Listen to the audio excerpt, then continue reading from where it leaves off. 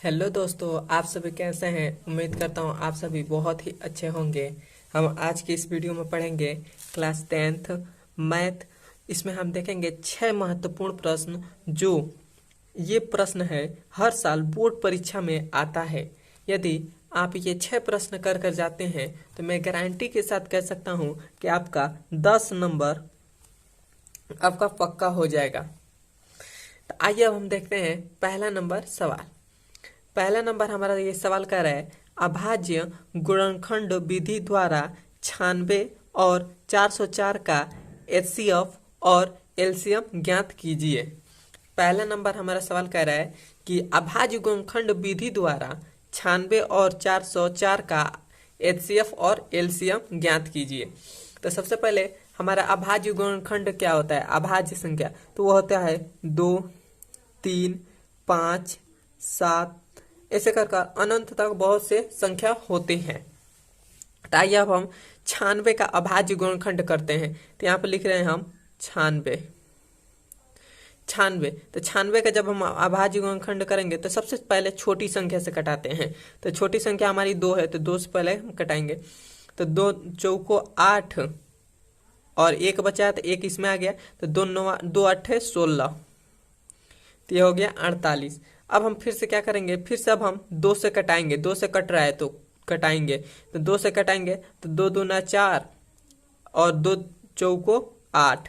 फिर से अब हम 2 से कटाएंगे तो ये हमारा हो जाएगा 2 एकने 2 और 2 दूना 4। फिर से हम 2 से कटाएंगे तो 2 छक्के 12। फिर से हम 2 से कटाएंगे तो हमारे पास आ जाएगा 2 तिया 6।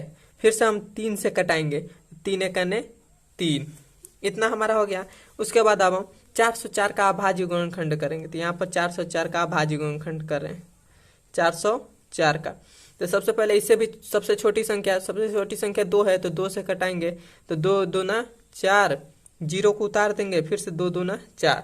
फिर सब हम देखेंगे 2 से कट रहा है कि नहीं। तो हमारा ये 2 से कट रहा है, तो यहाँ से फिर से हम 2 से कटाएंगे। तो 2 एकने 2, फिर से 0 उतरा जाएगा। फिर से 2 एकने 2। अब हमारा 101 आया है। यह संख्या किसी भी संख्या से नहीं कटेगा, केवल अपने आप से ही कटेगा। तो यह हो जाएगा 101, तो एक बार में हो जाएगा। तो अब हम यहाँ पर इसे लिखेंगे। यहाँ पर लिख रहे हैं 96 का अभाज्य गुणनखंड क्या हुआ। यहाँ पर देखिए 2 कितने बार है, 1 2 3 4 5। तो 5 बार 2 लिख रहे हैं, 1 2 3 4। उसके बाद 5 गुणे 1 बार 3 है, तो 3 हो जाएगा। देख लीजिए 2 2 दूना 4 दूते 6, 2 2 दूना 4 दूते 6। उसके बाद 404 का लिखेंगे। तो यहाँ पर 404, तो 404 का अभाज्य गुणनखंड 2 गुणे 101, इतना हो जाएगा। अब हम एचसीएफ कैसे निकालते हैं। तो एचसीएफ हम निकालते हैं तो हम सबसे पहले इन दोनों में देखते हैं हमारा कॉमन क्या आ रहा है। तो इन दोनों में हमारे देखिए इसमें भी 2 है, इसमें भी 2 है। तो ये एक कॉमन ये आ रहा है, और एक ये इसमें भी 2 है, इसमें भी 2 है। तो ये कॉमन आ रहा है, और कोई हमारा कॉमन नहीं आ रहा है। तो हमारा जो एचसीएफ होगा, तो यहाँ पे लिख रहे हैं एचसीएफ। एचसीएफ हमारा होगा तो वो होगा 2 गुणे 2, तो बराबर हो जाएगा 4। तो हमारा एचसीएफ कितना आ गया, 4। अब हम यहाँ पर एलसीएम निकाल रहे हैं। तो एलसीएम, तो एलसीएम हमारा क्या हो जाएगा। अब हम जो ये इसमें लिए हैं, इन दोनों का जो कॉमन लिए हैं उसे हम एक बार लिखते हैं। उसके बाद सभी संख्या को लिख देते हैं, जितने भी संख्या बचा रहता है। तो हम इसमें कॉमन लिए हैं तो इसको एक बार लिखेंगे। तो यह हो जाएगा 2 गुणे, इसे भी कॉमन लिए तो इससे भी 1 लिखेंगे। तो 2 गुणे 2 हो गया। उसके बाद 2 कितने बार है, 3 बार। तो ये हो जाएगा 2 गुणे 2, 3 बार हो गया। फिर से हमारा 3 है, 1 बार था, 3 हो गया। फिर से हमारा 101 है, तो ये हो जाएगा 101। अब हम इसका अब गुणा करेंगे। तो हम गुणा करेंगे तो हमारे पास क्या आ जाएगा, गुणा करेंगे तो हमारे पास आ जाएगा 9696, इतना हमारे पास आ जाएगा। तो हमारा एचसीएफ कितना आ गया, 9696, यही हमारा आंसर हो जाएगा। अब देखिए हमारा दूसरा नंबर सवाल यहाँ पर है। दूसरा नंबर हमारा सवाल कह रहा है सिद्ध कीजिए कि 3√2 एक अपरिमेय संख्या है। तो सबसे पहले जब भी ऐसा क्वेश्चन दे दे तो आप इसको अपरिमेय संख्या का है तो मान लेते हैं। हम यहाँ पे लिखेंगे माना, माना इसको मानेंगे हम परिमेय संख्या है। तो ये यहाँ पे लिखेंगे 3√2 एक परिमेय संख्या है। बस हम मानेंगे कि यह 3√2 एक परिमेय संख्या है। जब हमारा ये परिमेय संख्या है तो परिमेय संख्या हमारा p/q के रूप का होता है। तो यहाँ पे लिख देंगे 3√2 बराबर हो जाएगा p/q के रूप का, क्योंकि हमारा ये परिमेय संख्या है तो p/q के रूप का होगा ही। अब हम क्या करेंगे, इस 3 को इधर भेजेंगे। तो इस 3 हमारा है जो गुणा में है तो इधर आएगा तो हमारा भाग में हो जाएगा। तो यहाँ पर क्या बचेगा, √2 बराबर हो जाएगा p/3q। इतना हो गया। अब हम यहाँ पे लिखेंगे ये हमारा जो संख्या है ये क्या हमारा परिमेय संख्या है। तो यहाँ पे लिखेंगे चूंकि p/3q एक परिमेय संख्या है, परिमेय संख्या है, तब हमारा ये जो ये परिमेय संख्या है तो इसके बराबर में है तो ये भी हमारा होगा तो वो परिमेय हो गया। तो यहाँ पे लिखेंगे तब √2 एक परिमेय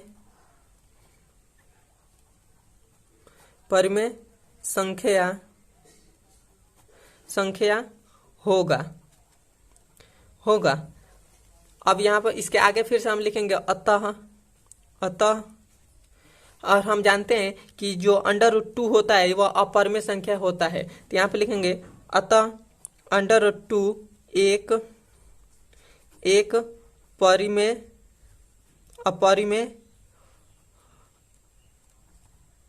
अपरिमेय संख्या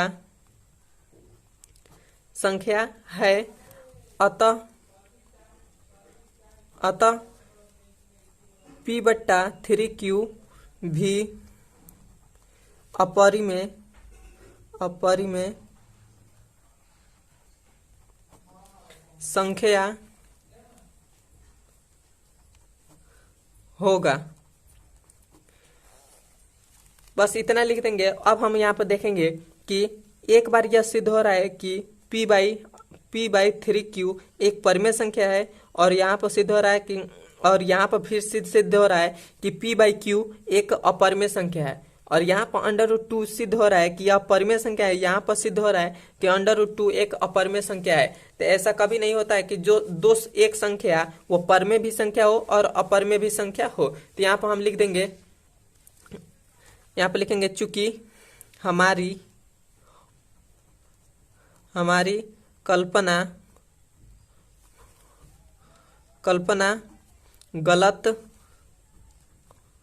गलत है कि 3√2 एक परिमेय संख्या है। अतः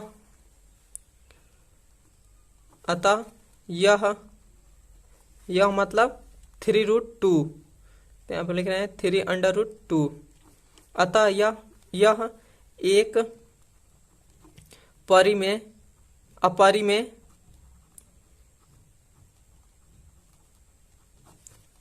संख्या है। यही हमारा आंसर हो जाएगा। अब हम चलते हैं इसके तीसरे नंबर सवाल पर। तीसरा नंबर हमारा सवाल है p के किन मानों के लिए निम्न समीकरणों के युग्म का एक अद्वितीय हल होगा। हमारे पास ये दो समीकरण दे दिए गए हैं, इसका कह रहा है अद्वितीय हल होगा। तो अद्वितीय हल हमारा क्या होता है, मैंने आपको अगले वीडियो में बताया था कि अद्वितीय हल क्या होता है। तो अद्वितीय हल का हमारे पास जो सूत्र होता है वो होता है a1/a2 बराबर नहीं होता है b1 अपान b2। यह हमारा बराबर नहीं होता है, यह हमारा अद्वितीय हल का सूत्र होता है। इसे अद्वितीय हल को एक हल भी कहते हैं। तो आइए अब हम इसको हल करते हैं। तो इस समीकरण में हम क्या करेंगे, ये जो 8 है इसको इधर भेजेंगे, और ये भी हमारा जो प्लस में 2 है इसको भी इधर भेजेंगे। तो यहाँ पर लिख रहे हैं, यहाँ पर हल लिख रहे हैं। तो हमारा पहला समीकरण है 4x प्लस py। अब हम इस 8 को इधर भेजेंगे तो हो जाएगा, इधर प्लस में है तो इधर आ जाएगा, तो माइनस का 8 हो जाएगा। इसे मानेंगे समीकरण नंबर 1। अब हम क्या करेंगे, इस इधर भी प्लस का 2 है तो इधर भी आएगा तो माइनस का 2 हो जाएगा। तो यहाँ पर लिखेंगे 2x प्लस 2y बराबर में हो जाएगा माइनस का 2। इसे मानेंगे समीकरण नंबर 2। अब हम क्या करेंगे, यहाँ से a और b का मान ज्ञात कर लेंगे, और इस सूत्र में बैठाकर और हम p का मान ज्ञात करेंगे। तो हमारा a का मान कैसे निकलेगा, a1 का मान हमारे पास आ जाएगा। इस समीकरण 1 से हमारा a1 का मान निकलेगा, तो x का गुणांक क्या है, 4 हो जाएगा। और b1 का हमारे पास गुणांक क्या है, तो b1 का गुणांक हमारे पास p है, तो p हो जाएगा। अब यहाँ से a का मान निकाल रहे हैं a2 का, तो a2 का मान हमारे पास क्या आ जाएगा, x का गुणांक 2 है तो 2 हो जाएगा। उसके बाद b2 का मान हमारे पास क्या हो जाएगा, y का गुणांक तो हो जाएगा 2। इतना निकाल लिए। अब हम यहाँ से a1 और b2 और a2 और b2 का मान निकल गया, तो अब हम इस सूत्र में बैठा देंगे। तो यहाँ पर बैठाएंगे तो हमारा सूत्र क्या होता है, a1 अपान a2 बराबर नहीं होता है b1 अपान b2 के। तो इस सूत्र में बैठेंगे तो a1 हमारे पास कितना है, 4, और a2 हमारे पास कितना है, 2, बराबर नहीं होता है b1 कितना है हमारे पास, p, और b2 कितना है, 2। तो यहाँ पर 2 हो जाएगा। और यहाँ पर देखिए, ये 2 कने 2, 2 दूना 4, तो हमारे पास क्या आ गया, यहाँ पर आ गया 2, और बराबर नहीं है, यहाँ पर p बट्टा 2 हो गया। इतना हो गया। अब इधर ये 2 है, ये भाग में है तो इधर जाएगा तो गुणा में हो जाएगा, तो ये हो जाएगा p बराबर p नॉट इक्वल टू, इधर ये 2 है तो 2 हो जाएगा, ये भाग में इधर गया तो 2 गुणे 2 हो गया। तो हमारे पास जो p का मान आ गया वो आ गया 4, और ये p का मान हमसे पूछा था वो भी अद्वितीय हल में, तो ये हमारा हो गया p का मान, यही हमारा आंसर हो जाएगा। अब हमारा ये देखिए चौथा नंबर सवाल। चौथा नंबर हमारा सवाल कर रहा है, द्विघात समीकरण x square plus 2x plus 3/2 बराबर में 0 का विभितकर ज्ञात कीजिए। हमें इसमें विभितकर ज्ञात करने के लिए कह रहा है। तो हम यहाँ पर हमारा जो समीकरण दिया है, हमारा विभितकर क्या होता है, विभितकर हमारे यहाँ लिख दे रहे हैं, विभितकर d बराबर हमारा होता है, विभितकर को हम d से प्रदर्शित करते हैं, तो d बराबर होता है b स्क्वायर माइनस का 4ac। ये हमारा विभितकर का सूत्र होता है। अब हम इसी सूत्र पर बैठाकर हम हल करेंगे। तो हमारा समीकरण यहाँ पर दे दिया है, द्विघात समीकरण x square plus 2x plus 3/2 बराबर में है 0। अब हम यहाँ से a2, a1 और a, b और c का मान ज्ञात करेंगे। तो हमारे पास a1 का मान क्या होता है, x स्क्वायर का गुणांक। तो x स्क्वायर का गुणांक हमारे पास क्या है, 1 है। यहाँ पर कुछ भी नहीं होता है तो 1 होता है। उसके बाद है b हमारा होता है x का गुणांक। तो x का गुणांक हमारा क्या है, 2, और c हमारा जो होता है वो होता है अचर पद। तो अचर पद हमारा क्या है, 3/2 है। अब हम यहाँ पर इस सूत्र पर बैठा देंगे। तो हमारा विभितकर d बराबर क्या है, b स्क्वायर माइनस 4ac। तो हमारे पास d बराबर हो जाएगा b स्क्वायर, तो 2 का स्क्वायर हो जाएगा माइनस 4, a का मान हमारे पास क्या है 1, तो यह हो जाएगा 1। c का मान हमारे पास क्या है 3/2, तो ये हो जाएगा 3/2। अब हमारे पास ये जाएगा 2 दूना 4 हो गया, माइनस इसमें गुणा करेंगे। यहाँ से देखिए यह हमारा कट रहा है, 2 कने 2 और 2 दूना 4, तो ये हो गया 2 गुणे, और यहाँ पर 1 है तो 1 हो जाएगा, गुणे 3 हो जाएगा। इतना हो गया। अब यहाँ से देखिए हमारे पास हो जाएगा 4 माइनस इन तीनों को गुणा करेंगे तो 3 कने 3, 3 दूना 6, तो 6 हो जाएगा। अब यहाँ से फिर से हम d का मान ज्ञात करेंगे। तब यहाँ पर -6 में से जब 4 को घटाएंगे तो हमारे पास माइनस का 2 बचेगा और हमारा विविध कर आ गया 2। यही हमारा आंसर हो जाएगा। अब हम चलते हैं इसके 5वें नंबर सवाल पर। 5वां नंबर हमारा सवाल है के का मान ज्ञात कीजिए जिसके लिए द्विघात समीकरण के x square plus 20x plus 25 बराबर में 0 के मूल समान है। जब हमारा मूल समान होता है तो मूल हमारा जब समान होता है तो उसका सूत्र होता है बी स्क्वायर माइनस 4ac बराबर में होता है 0।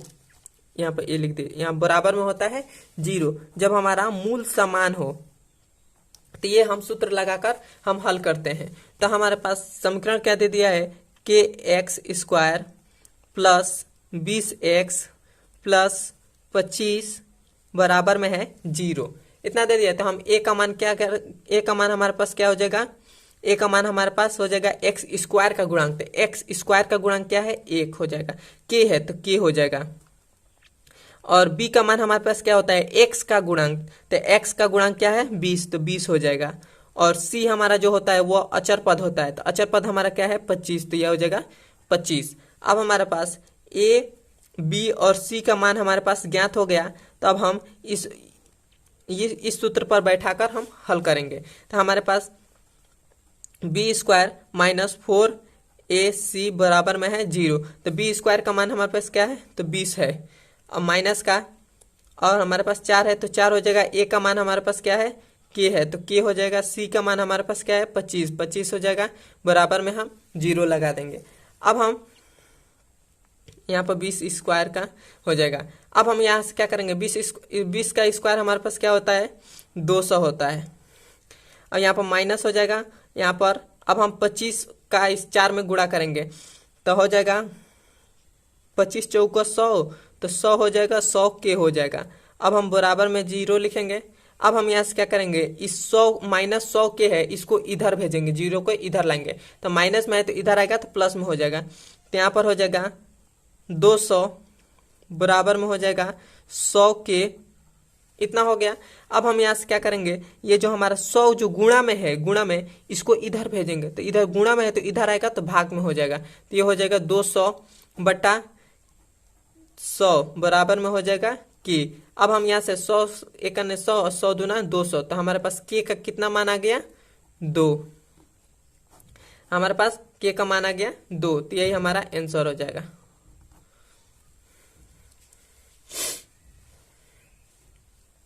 अब हमारा है 6वां नंबर सवाल। यहाँ पर देखिए 6वां नंबर हमारा सवाल कह रहा है एक भिन्न 1/3 हो जाती है जब उसके अंश से 1 घटाया जाता है, और वह 1/3 हो जाती है जब हर में 8 जोड़ दिया जाता है। वह भिन्न संख्या ज्ञात कीजिए। हमें भिन्न संख्या का है, एक भिन्न संख्या है, हमें मालूम नहीं है कौन सी भिन्न संख्या है क्या है, और उसके अंश में से 1 घटाया जाता है तो वह संख्या हो जाती है 1/3। और जब उसके हर में 8 जोड़ दिया जाता है तो वह संख्या क्या हो जाती है 1/3। यहाँ पर थोड़ा सा गड़बड़ शायद हमें लग रहा है, रुकिए 1 मिनट चेक कर ले रहे हैं हम। यहाँ पर 3 की जगह पर 4 रहेगा, यहाँ पर हमने गलत लिख दिया था, यहाँ पर 3 की जगह पर 4 रहेगा। आइए अब हम इस क्वेश्चन को हल करें। हमसे सबसे पहले कह रहे हैं कि एक भिन्न संख्या 1/3 हो जाती है जब उसके अंश में 1 घटाया जाता है। तो हम यहाँ पर लिखेंगे माना भिन्न माना हमारा भिन्न हो जाएगा x/y। यह हमारा भिन्न है। ऊपर वाले को कहते हैं अंश, नीचे वाले को कहते हैं हर। यह हमारा भिन्न है। अब हमसे कह रहा है अंश में उसके 1 घटाया जाता है, तो यह हमारा भिन्न संख्या है और यह हमारा हर है। यह हमारा अंश है, यह हर है। अब हमसे कह रहा है उसके अंश में 1 घटाया जाता है, तो इसमें हम 1 घटाएंगे तो हमारी जो संख्या है वह 1/3 हो जाती है, 1/3 हो जाती है। तब हम इसको पहले हल कर ले रहे हैं। तो इसको अब हम क्रॉस गुणा करेंगे। तो इसको क्रॉस गुणा करेंगे तो ये हो जाएगा 3x - 3, और इधर हो जाएगा y का गुणा करेंगे तो y। तो इधर अब हम इसको भेजेंगे, हमारे पास आ जाएगा 3x माइनस, यहाँ इसको इधर भेजेंगे तो हम प्लस में, तो इधर जाएगा तो माइनस में हो जाएगा तो -y 3 बराबर में 0। इसे मानेंगे समीकरण नंबर 1। अब हम हल करेंगे। अब हमसे दूसरे नंबर पर कह रहा है कि उसके वह 1/4 हो जाती है जब हर में 8 जोड़ा जाता है। यहाँ पर कर रहे हैं हमारे 8 जोड़ा जाता है, वो भी हर में। तो नीचे वाला हमारा हर होता है, तो इसमें हम 8 जोड़ेंगे तो वह हमारा हो जाता है 1/4। यहाँ पर 1/4 हो जाता है। अब हम इसको भी क्रॉस गुणा करेंगे तो ये हो जाएगा 4x प्लस बराबर, अब इसको गुणा करेंगे तो y प्लस में हो जाएगा 8। अब हम इसको इधर भेजेंगे तो हमारे पास क्या आ जाएगा 4x। इसको इधर भेजेंगे तो माइनस का y, ये भी प्लस है तो माइनस का 8 हो जाएगा, बराबर में हो जाएगा 0। इसे मानेंगे समीकरण नंबर 2।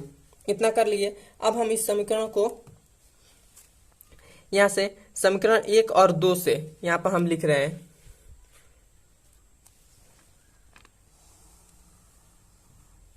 यहाँ पर लिख रहे हैं समीकरण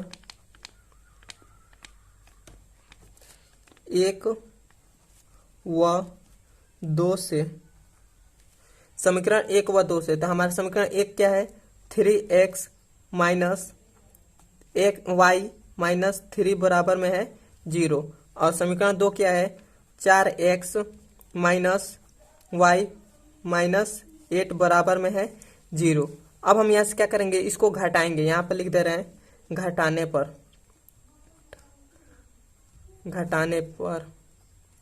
घटाएंगे तो हमारा यहाँ पर प्लस है तो यहाँ पर माइनस हो जाएगा, यहाँ पर माइनस है तो यहाँ पर प्लस हो जाएगा, यहाँ पर भी माइनस है तो यहाँ पर भी प्लस हो जाएगा। अब ये y से y कट जाएगा। अब यहाँ पर माइनस है तो यहाँ पर सबसे पहले बड़ा है तो बड़ा का साइन माइनस है तो माइनस हो जाएगा, यहाँ पर x हो जाएगा, क्योंकि माइनस का 4x में से जब 3x घटाएंगे तो माइनस का x बचेगा। अब हम यहाँ पर प्लस का 8 है, यहाँ पर माइनस का 3 है तो यहाँ पर हमारा प्लस का साइन रहेगा, क्योंकि ये 8 बड़ा है। अब हम 8 में से जब 3 को घटा देंगे तो हमारे पास कितना आ जाएगा 5, और बराबर में हो जाएगा 0। अब हम इसको क्या करेंगे, इस 5 को इधर भेजेंगे तो प्लस में है तो माइनस में हो जाएगा, तो माइनस का x है बराबर हो जाएगा माइनस का 5। माइनस से माइनस कट गया तो x का मान हमारे पास क्या आ गया 5। x का मान हमारे पास 5 आ गया। अब हम इस x का मान समीकरण 1 में रखेंगे तो y का मान आ जाएगा। तो यहाँ पे लिख रहे हैं x का मान समीकरण 1 में रखने पर, जब हम 1 में रखेंगे तो हमारे पास क्या आ जाएगा 3x का क्या मान है 5, तो हो जाएगा 5 माइनस का y और माइनस का 3 बराबर है 0। अब हमारा ये हो जाएगा 3×5 15 माइनस का y। अब हम इस 3 को इधर भेजेंगे तो हो जाएगा प्लस का 3। अब हम इस 15 को इधर भेजेंगे तो प्लस में है तो इधर हो जाएगा माइनस में, तो ये हो जाएगा माइनस का y बराबर हो जाएगा 3 माइनस 15। इतना हो गया। अब हम क्या करेंगे, इस माइनस 15 में से 3 घटाएंगे तो ये हो जाएगा माइनस का y बराबर हो जाएगा, जब हम इसमें से 15 घटा देंगे, 15 में से 3 घटा देंगे तो माइनस का 12 बचेगा, और माइनस से माइनस कट गया तो y बराबर हमारा क्या आ जाएगा 12। यही हमारा आंसर हो जाएगा। वीडियो आपको अच्छा लगे तो वीडियो को लाइक, सब्सक्राइब और कमेंट में मुझे बताएं कि वीडियो कैसा लगा है।